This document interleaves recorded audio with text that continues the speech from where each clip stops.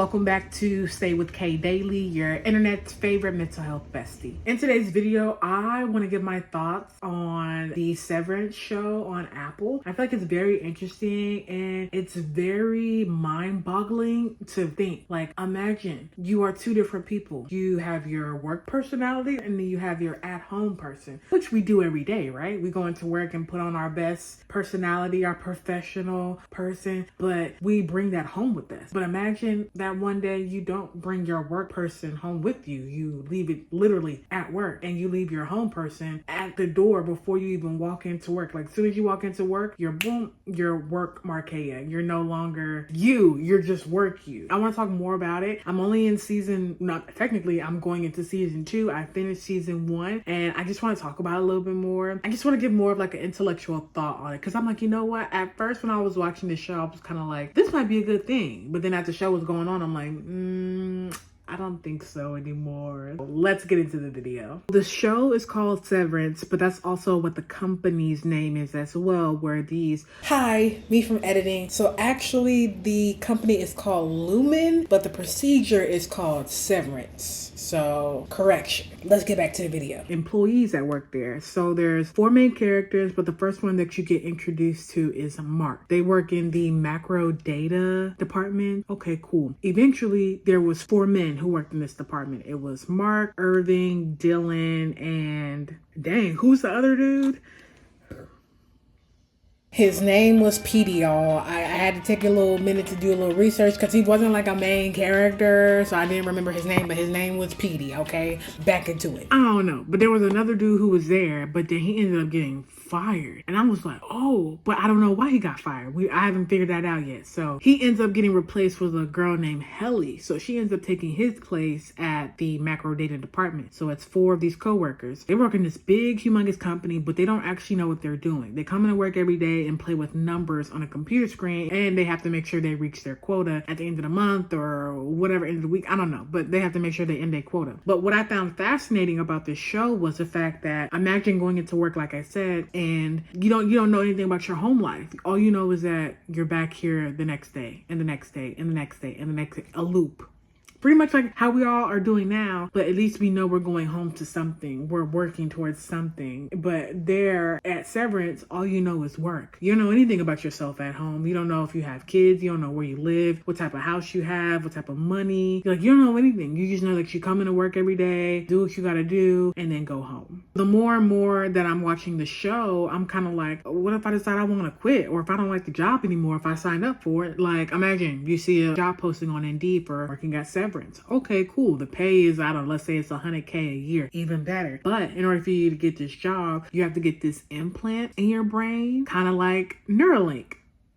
Follow me? You follow me? Okay. So you get that, and then what happens is when you come to work, all you know is work. You don't know anything about your home life, just work you. That's all you know. And that's it. So I was just kind of like, at first it sounded kind of like, maybe that might be a good thing. It might be less stressful, because you're not taking your work life home with you, worrying about, oh, dang it, did I make sure I get that email out? Or did I make sure I get that phone call? Or what about that client? Or, blah, blah, blah, blah, blah. I felt like maybe that might be a good thing. You can literally shut it off as soon as you step into that elevator and walk out the door to go home. I figured that might be a good thing. Or the only time you think about work and like what you actually do at work is literally when you step back on that elevator, you go up to your office, and then boom, your work mode is on. So I'm like, okay, that might be a good thing. But the new girl, Helly, I'm on her side. She's starting to pick up on what's really going on, and it's kind of like, you know what? I ain't feeling this. I don't want to be here no more. I thought this is something that I would have liked, but now I want to quit. So she tried to put in her resignation, and the company told her no. And she's like, what do you mean I can't quit? Well, turns out your resignation, if you do want to quit, goes to the person that's on the outside. They call them an outie. So your outie you has to approve your resignation, which is crazy.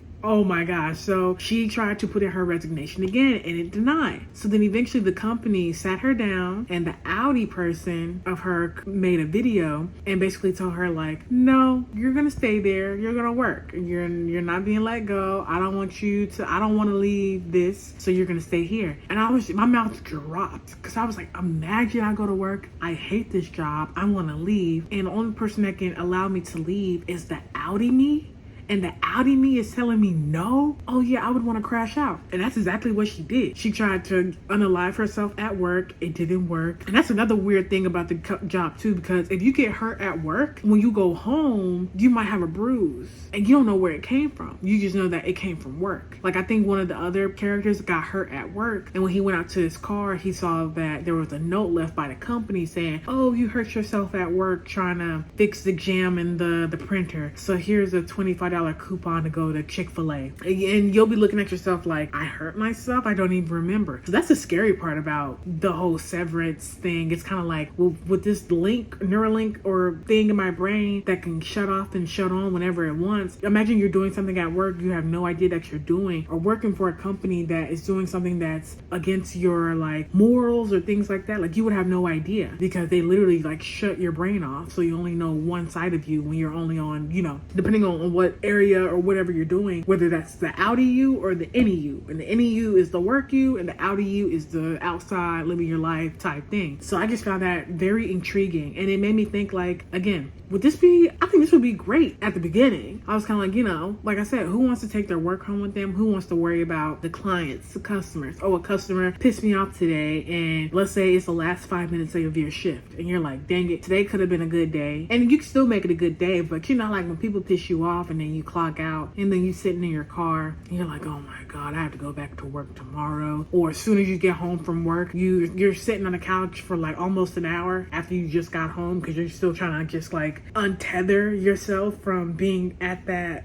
place that you were at for 8 hours. So in a sense, I saw it as kind of like a good thing because you can like shut it on and shut it off, so you don't have to bring the work home with you. But then as the show was going on and on and on, you could see that the characters who are at work really wanting to know more about who they are outside of work because they don't know anything. And what messed them up was like they started to get inklings about who they are, and now they're to the point like I said, I finished season 1, so I'm in season 2, and they started to figure out more about themselves by doing certain things. I don't want to spoil it too much, but yeah, it's a good show. They started to figure out more about themselves, and now they're trying to figure out what's really going on and who they really are. It's just crazy. It really is. It's a really good show though. Like I really do like it. I ain't gonna spoil it too much, but that's what most of the show is about. But I just feel like it was very like, how come the government hasn't thought of something like this yet? Or is this happening somewhere that we don't know about? Because I could see that. I could see that happening somewhere in a remote location, you know, like signing an NDA. In this case, the NDA would be the Neuralink, and the Neuralink is literally able to cut you on and cut you off whenever they feel like it. And I didn't even know you could do it outside of the company. I thought it was just like only when you come into work type thing. Like they could do it like, I'm at home right now. I just got off work a few hours ago, and then boom, they could turn me on at home. And I'm like, what? Crazy work. Yeah, I just found it very intriguing. I am gonna be starting season 2 today to get more deeper into the rabbit hole of Severance, because I was just like, wow, I'm surprised this hasn't been done yet, or an option to do so. I think people would actually do it in real life, to be like, you know, that don't sound too bad. You basically telling me I could get paid a good amount of money, because I'm pretty sure the procedure is covered in your yearly pay. But then that makes sense, because why would I fire you after you do a procedure like that? Then we could let you leave. Because yeah, then you would know too much for sure. To a certain extent, because they don't really know what they're doing at their jobs. That's the problem. They're playing with numbers, which is weird. The numbers don't make sense. So it's kind of like, what's the data for? But it's not meant for you to know. It's just for you to just show up like we do now. Show up to work, do your job, go home. That's it. You don't need to know nothing else. You don't need to know much about your coworkers. You don't even need to know much about what you actually do. Just show up, do your job, go home. And then the loop continues until one day you wake up in that loop and you're like, wait a minute, I don't like this anymore. What am I actually doing here? Maybe I want to do something else. But then perhaps for someone to tell you no, and that someone be you, tell you like, no, you're not leaving. I like that. When I go home, I don't have to think about what I did at work. I just know when I wake up on Friday, I have a paycheck, and the work you is going to do what you need to do to make sure when the home me can have a good time. I'm just like, wow, That's crazy. So yeah, that's my little rant about Severance. I hope you guys take the time to watch the show. And if you have watched the show, you can go ahead and give me spoiler alerts in the comment section because I want to know more. Or maybe some of your theories about like some of the characters or even about the company. Let me know down in the comment section below. Thanks for watching the video and I'll see you in the next one. Bye you guys.